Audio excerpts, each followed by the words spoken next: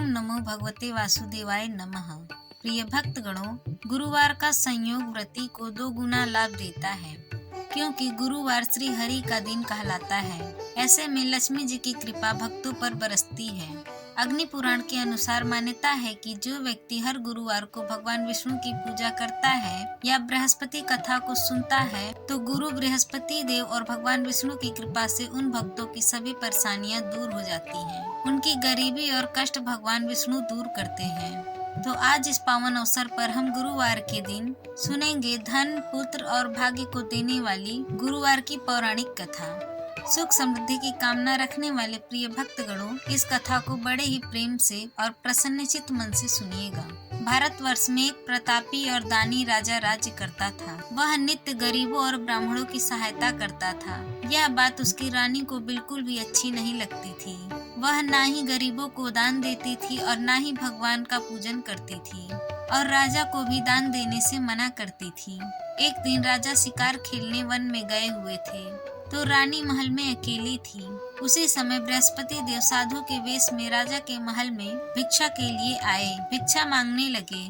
रानी ने भिक्षा देने से इनकार कर दिया और कहा, हे साधु महाराज, मैं तो दान पुण्य से तंग आ गई हूँ। मेरे पति सारा धन लुटाते रहते हैं। मेरी इच्छा है कि हमारा धन नष्ट हो जाए, फिर ना रहेगा बांस, न बजेगी बांसुरी। साधु ने कहा, देवी तुम तो बड़ी ही विचित्र हो। धन संतान तो सभी चाहते हैं, पुत्र और लक्ष्मी तो पापी के घर भी होने चाहिए। यदि तुम्हारे पास अधिक धन है तो भूखों को भोजन दो, प्यासों के लिए प्याऊ बनवाओ, मुसाफिरों के लिए धर्मशाला खुलवाओ। जो निर्धन अपनी कुंवारी कन्याओं का विवाह नहीं कर सकते, उनका विवाह करा दो। ऐसे और कई काम है देवी, जिनके करने से तुम्हारा यश लोक परलोक में फैलेगा।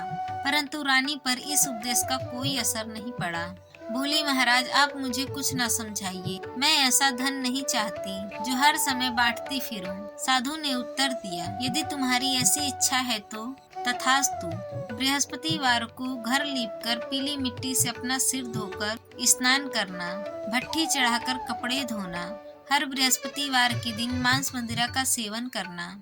अपने पति से कहना कि वह बृहस्पतिवार के दिन हजामत बनवाए। ऐसा करने से आपका सारा धन नष्ट हो जाएगा। इतना कहकर वह साधु महाराज वहां से चले गए। साधु के अनुसार कई बातों को पूरा करते हुए रानी को केवल 3 बृहस्पतिवार ही बीते थे कि उसकी समस्त धन संपत्ति नष्ट हो गई। भोजन के लिए राजा का परिवार तरसने लगा।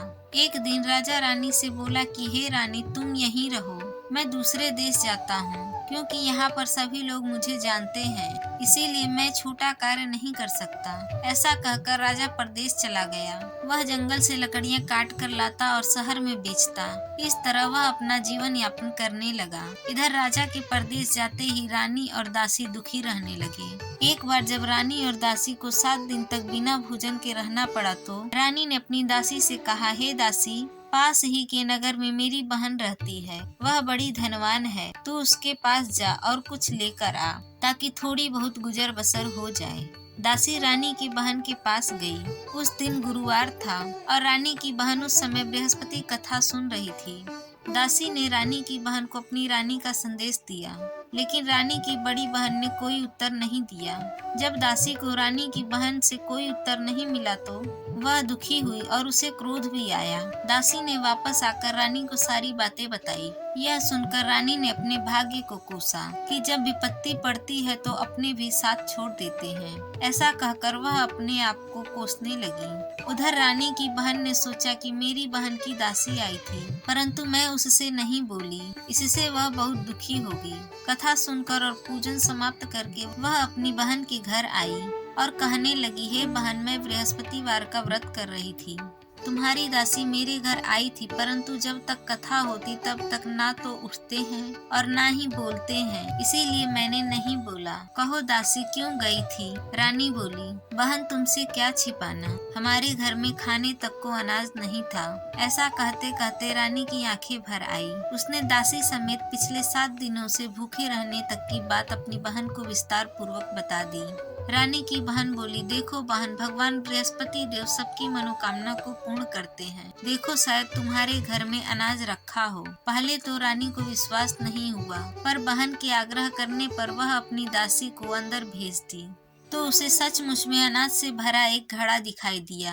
यह देखकर दासी को बड़ी हैरानी हुई। दासी रानी से कहने लगी, रानी, जब हमको भोजन नहीं मिलता तो हम व्रत ही करते हैं, इसीलिए क्यों न इनसे व्रत और कथा की विधि पूछ ले, ताकि हम भी व्रत कर सकें। जब रानी ने अपनी बहन से बृहस्पतिवार के व्रत को पूछा तो उसकी बहन ने बताया, बृहस्पतिवार के दिन व्रत में चने की दाल, मुनक्का से विष्णु भगवान का केले की जड़ में पूजन करें और दीपक जलाएं, व्रत कथा सुने और पीले भोजन ही करें, इससे बृहस्पति देव प्रसन्न होते हैं। व्रत और पूजन का विधि बताकर रानी की बहन अपने घर को वापस लौट गई। 7 दिन के बाद जब गुरुवार आया तो रानी और दासी ने व्रत रखा। गुड़साल में जाकर चना और गुड़ लेकर आई, फिर उसे केले की जड़ तथा विष्णु भगवान का पूजन किया। अब पीला भोजन कहाँ से आए, इस बात को लेकर दोनों बहुत दुखी थी, क्योंकि उन्होंने व्रत रखा था। इसीलिए बृहस्पति देव उनसे प्रसन्न हो गए। इसीलिए वे एक साधारण व्यक्ति का रूप धारण करके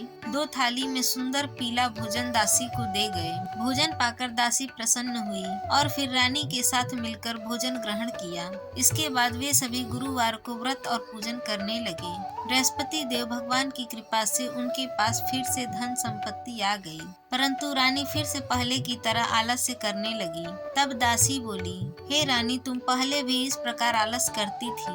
तुम्हें धन रखने में कष्ट होता था, इस कारण सभी धन नष्ट हो गया, और अब जब भगवान बृहस्पति देव की कृपा से धन मिला है तो तुम्हें फिर से आलस्य आ रहा है। रानी को समझाते हुए कहती है कि बड़ी मुसीबतों के बाद हमने यह धन पाया है, इसीलिए हमें दान पुण्य करना चाहिए, भूखे मनुष्यों को भोजन कराना चाहिए और धन को शुभ कार्यों में खर्च करना चाहिए, जिससे तुम्हारे कुल का यश बढ़ेगा, स्वर्ग की प्राप्ति होगी और पितृ प्रसन्न होंगे। दासी की बात मानकर रानी अपना धन शुभ कार्यों में खर्च करने लगी, जिससे पूरे नगर में उसका यश फैलने लगा। वहीं इधर एक दिन राजा दुखी होकर जंगल में एक पेड़ के नीचे आसन जमाकर बैठ गया। वह राजा अपनी दशा को याद करके व्याकुल होने लगा। बृहस्पतिवार का दिन था। एकाएक उसने देखा कि निर्जन वन में एक साधु प्रकट हुए। साधु वेश में स्वयं बृहस्पति देवता थे। लकड़हारे के सामने आकर बोले, हे लकड़हारे, इस सुनसान जंगल में तू चिंतामग्न क्यों बैठा है? लकड़हारे ने दोनों हाथ जोड़कर प्रणाम किया और उत्तर दिया, महाराज जी, आप सब जानते हैं, मैं क्या कहूँ, यह कहकर रोने लगा और साधु को अपनी आत्मकथा सुनाई। महात्मा जी ने कहा, तुम्हारी स्त्री ने बृहस्पतिवार के दिन बृहस्पति भगवान का निरादर किया है, जिसके कारण रुष्ट होकर तुम्हारी यह दशा हुई है। अब तुम चिंता को दूर करके मेरे कहने पर चलो, तुम्हारे सब कष्ट दूर हो जाएंगे और भगवान पहले से भी अधिक धन संपत्ति तुमको देंगे। तुम बृहस्पतिवार के दिन कथा किया करो।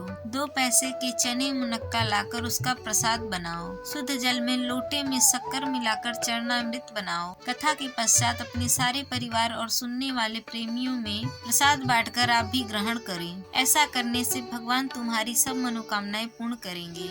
साधु के ऐसे वचन सुनकर लकड़हारा बोला, हे प्रभु, मुझे लकड़ी बेचकर इतना पैसा नहीं मिलता जिससे भोजन के उपरांत कुछ बचा सकूं। मैंने रात्रि में अपनी पत्नी को व्याकुल देखा है।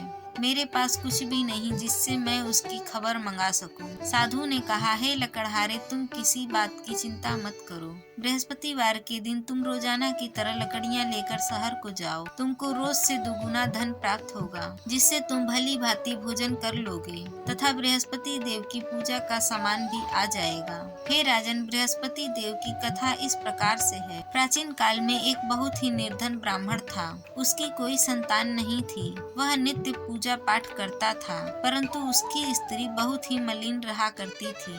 वह न स्नान करती थी, न किसी देवता का पूजा करती थी और प्रातः काल उठते ही सर्वप्रथम भोजन करती, बाद में कोई अन्य कार्य करती थी। ब्राह्मण देवता बहुत दुखी रहते थे। पत्नी को बहुत समझाते, किंतु उसका कोई परिणाम नहीं निकलता। भगवान की अनुकंपा से एक समय उस ब्राह्मण की पत्नी गर्भवती हुई और 10वें महीने में एक सुंदर कन्या को जन्म दिया। निर्धन ब्राह्मण कन्या के जन्म से बहुत ही दुखी हुआ। धीरे धीरे ब्राह्मण की कन्या बड़ी होने लगी। बचपन से ही उस कन्या की रुचि भगवान विष्णु की पूजा में थी। वह प्रातः काल उठते ही स्नान आदि करके भगवान विष्णु की पूजा करने मंदिर में जाया करती थी। बृहस्पतिवार को व्रत करके विधि पूर्वक पूजा पाठ करती थी। पूजा पाठ के बाद वह पढ़ने के लिए पाठशाला में जाती थी। घर से चलते हुए वह मुट्ठी भर जौ लेकर जाया करती थी। घर से चलते हुए वह मुट्ठी भर जौ साथ लेकर जाती थी और पाठशाला के रास्ते में थोड़े थोड़े जौ गिराते जाती थी। पर वह जब पाठशाला से वापस लौटती तो जौ के वह दाने सोने में बदले हुए मिलते थे। लड़की सभी सोने के दाने बीन कर लाती थी। एक दिन जब वह सोने के दाने को साफ कर रही थी तो उसकी माँ ने कहा, बेटी, सोने के दाने साफ करने के लिए सोने का सूप भी होना चाहिए। अगले दिन बृहस्पतिवार था। उसने भगवान बृहस्पति देव की पूजा करते हुए प्रार्थना की, हे भगवान, यदि मैंने आपका व्रत विधि पूर्वक किया है तो मुझे सोने का सूप दे दो। भगवान बृहस्पति देव ने उसकी मनोकामना पूरी करने का वचन दिया। पाठशाला से लौटते समय उसे रास्ते में सोने का सूप पड़ा हुआ मिला। घर लौटकर सोने का सूप उसने अपनी माँ को दिखाया। वह सोने के दाने साफ करने लगी। उसी समय नगर का राजकुमार उसके घर के पास से गुजर रहा था। उस सुंदर लड़की को सोने के सूप में जौ साफ करते देखकर राजकुमार उस पर मोहित हो गया। महल में लौटकर राजकुमार ने राजा से उस लड़की से विवाह करने की इच्छा प्रकट की। तो राजा ने ब्राह्मण को महल में बुलाकर राजकुमार से उसकी लड़की के विवाह की बात कही। ब्राह्मण तैयार हो गया। धूमधाम से उस लड़की का विवाह राजकुमार से हो गया। अब देखिए, दुल्हन बनकर ब्राह्मण की लड़की महल में चली गई। लड़की के चली जाने से ब्राह्मण फिर से निर्धन हो गया। उसे कई कई दिन भोजन भी नहीं मिलता था। बहुत दुखी होकर ब्राह्मण एक दिन अपनी लड़की के पास गया। अपने पिता से निर्धनता का समाचार सुनकर उसे बहुत सा धन देकर पिता को विदा किया। उस धन से ब्राह्मण के कुछ दिन तो आराम से गुजर गए, लेकिन फिर से जल्द ही भूखे मरने की हालत हो गई। ब्राह्मण अपनी लड़की से धन के लिए फिर से महल पहुंचा। लड़की ने अपने पिता की बुरी हालत देखकर कहा, पिताजी, आखिर आप कब तक मुझसे धन लेकर जीवन यापन करेंगे? आप कोई ऐसा उपाय क्यों नहीं करते जिससे आपका घर धन संपत्ति से भर जाए? ब्राह्मण ने कहा, मैंने तेरी माँ को बहुत समझा दिया, पर उसकी समझ में कुछ नहीं आता। उसका फुहड़पन नष्ट हो तब घर में निर्धनता भी दूर हो जाए। तब कुछ सोचकर लड़की ने पिता से कहा, पिताजी, आप कुछ दिनों के लिए मेरी माँ को मेरे पास छोड़ जाओ। तब कुछ सोचकर ब्राह्मण अपनी पत्नी को लड़की के पास महल में छोड़ गया। लड़की ने अपनी माँ से कहा, माँ, तुम प्रातः काल उठकर स्नान आदि करके भगवान बृहस्पति देव की पूजा किया करो। उससे तुम्हारी निर्धनता अवश्य ही दूर हो जाएगी। लेकिन उसकी माँ ने उसकी कोई बात नहीं मानी। तब क्रोधित होकर लड़की ने अपनी माँ को एक कक्ष में बंद कर दिया। सूर्योदय के समय माँ को उठाकर जबरदस्ती उसे स्नान कराया और फिर मंदिर ले जाकर भगवान बृहस्पति देव की पूजा कराई। कुछ दिनों तक ऐसा करने से माँ की बुद्धि में परिवर्तन हुआ और वह स्वयं बृहस्पतिवार का व्रत रखने लगी। उसके व्रत रखने से ब्राह्मण के घर में भगवान विष्णु की अनुकंपा से धन की वर्षा होने लगी। दोनों पति पत्नी धन संपत्ति पाकर आनंद पूर्वक जीवन यापन करने लगे और विष्णु धाम को चले गए। इतना कहकर साधु अंतर ध्यान हो गए। धीरे धीरे समय व्यतीत होने पर फिर वही बृहस्पतिवार का दिन आया। लकड़हारा जंगल से लकड़ी काटकर किसी शहर में बेचने गया। उसे इस दिन और दिनों से अधिक पैसा मिला। राजा ने चना गुड़ आदि लाकर गुरुवार का व्रत किया। उसी दिन से उसके सभी कलेश दूर हो गए। परंतु जब दोबारा गुरुवार आया तो बृहस्पतिवार का व्रत करना भूल गया। इस कारण बृहस्पति भगवान नाराज हो गए। उस दिन उस नगर के राजा ने विशाल आयोजन किया था तथा शहर में यह घोषणा कराई थी कि कोई भी मनुष्य अपने घर में भोजन ना बनवाए, ना आग जलावे। समस्त जनता मेरे यहाँ भोजन करने आवे। इस आज्ञा को जो नहीं मानेगा उसे फांसी की सजा दी जाएगी। इस तरह की घोषणा संपूर्ण नगर में करवा दी गई। प्रिय भक्तों, राजा की आज्ञा के अनुसार शहर के सभी लोग भोजन करने लगे, लेकिन लकड़हारा कुछ देर से पहुंचा। इसीलिए राजा उसको अपने महल में ले गए और महल में ले जाकर भोजन करा रहे थे तो रानी की दृष्टि उस खूंटी पर पड़ी जिस पर उनका हार लटका हुआ था। वह हार वहां नहीं दिखाई दिया। रानी ने निश्चय किया कि मेरा हार इस मनुष्य ने चुरा लिया है। उसी समय सिपाहियों को बुलाकर उसको कारागार में डलवा दिया। जब लकड़हारा कारागार में पड़ गया और बहुत दुखी होकर विचार करने लगा कि न जाने कौन से पूर्व जन्म के कर्म से मुझे यह दुख प्राप्त हुआ है, और उसी साधु को याद करने लगा जो कि जंगल में मिला था। उसी समय तत्काल बृहस्पति देव साधु के रूप में प्रकट हुए और उसकी दशा को देखकर कहने लगे, अरे अरे मूर्ख, तूने बृहस्पति देव की कथा नहीं करी, इस कारण से तुझे दुख प्राप्त हुआ है। अब चिंता मत कर, बृहस्पतिवार के दिन कारागार के दरवाजे पर 4 पैसे पड़े मिलेंगे, उससे तू बृहस्पति देव की पूजा करना, तेरे सभी कष्ट दूर हो जाएंगे। अब बृहस्पतिवार के दिन उसे 4 पैसे मिले। लकड़हारे ने कथा कही।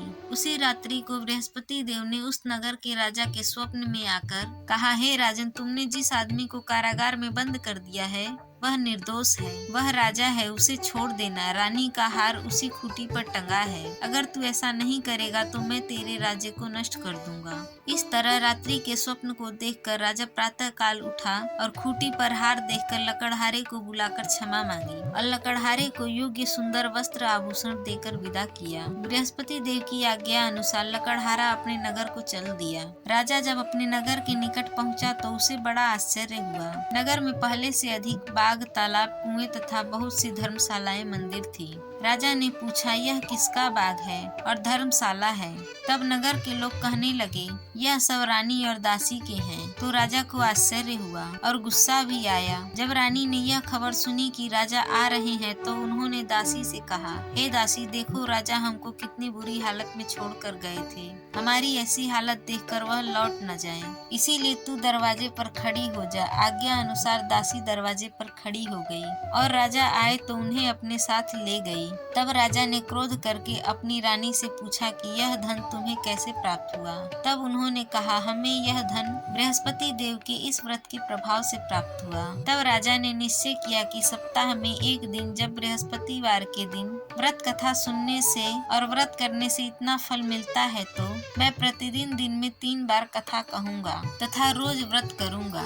अब हर समय राजा के दुपट्टे में चने की दाल बंधी रहती तथा दिन में 3 बार कहानी कहता। एक रोज राजा ने विचार किया, चलो अपनी बहन के यहाँ हो आवे। इस तरह निश्चय करके राजा घोड़े पर सवार हो गया और अपनी बहन के यहाँ चलने लगा। मार्ग में उसने देखा कि कुछ आदमी एक मुर्दे को लिए जा रहे थे। उन्हें रोककर राजा ने कहा, अरे भाई, मेरी बृहस्पति देव की कथा सुन लो। वे बोले, हमारा तो आदमी मर गया, इसको अपनी कथा की पड़ी है। परंतु कुछ बुजुर्ग आदमी बोले, अच्छा कहो, हम तुम्हारी कथा भी सुन लेंगे। राजा ने दाल निकाली और जब कथा आधी हुई तो मुर्दा हिलने लगा और जब कथा समाप्त हो गई तो राम राम करके मनुष्य उठ खड़ा हो गया। यह सब चमत्कार देखकर सभी लोगों ने निश्चय किया कि हम भी बृहस्पतिवार के दिन व्रत करेंगे और कथा श्रवण करेंगे। आगे मार्ग में उसे एक किसान खेत में हल चलाता हुआ दिखाई दिया। राजा ने उसे देखा और उससे बोले, अरे भाई, तुम मेरी बृहस्पतिवार की कथा सुन लो।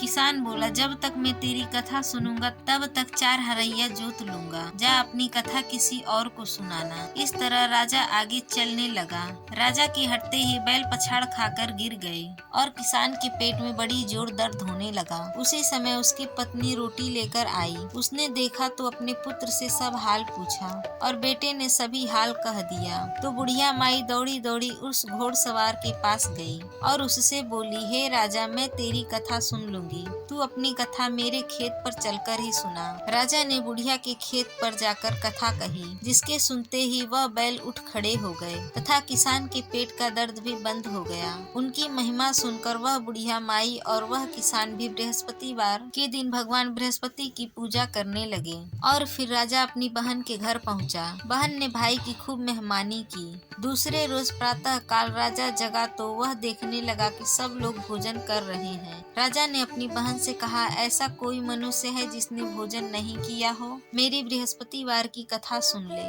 बहन बोली, हे भैया, यह देश ऐसा ही है कि पहले यहाँ के लोग भोजन करते हैं, बाद में अन्य काम करते हैं। अगर कोई पड़ोस में हो तो देख आऊं। ऐसा कहकर देखने चली गई, परंतु उसे कोई व्यक्ति नहीं मिला जिसने भोजन ना किया हो। अतः वह एक कुम्हार के घर गई जिसका लड़का बीमार था।